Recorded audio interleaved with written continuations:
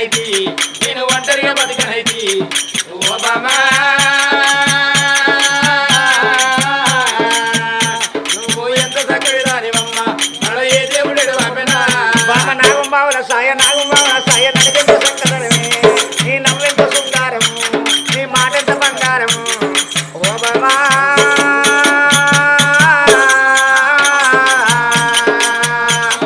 ఎంత చక్కటి దానివమ్మ ఏ దేవుడు వాపెనా